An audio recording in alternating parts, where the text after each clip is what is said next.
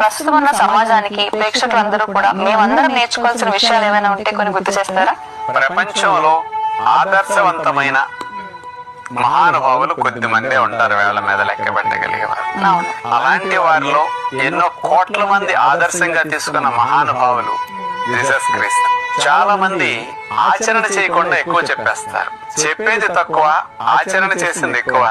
Jesus Christ ముఖ్యంగా వారి నుంచి మనం ప్రస్తుత పరిస్థితుల్లో ఈ సమాజం అంతా సుఖ సంతోషాలతో ఘర్షణ లేకుండా, మతాలు కులాలు అనే భేదభావం లేకుండా ఒకే కుటుంబంలాగా మంచి జీవితాన్ని గడుపుతూ ముందుకు సాగాలి అంటే ఆయన చూపించిన మార్గం అతి గొప్ప మార్గం.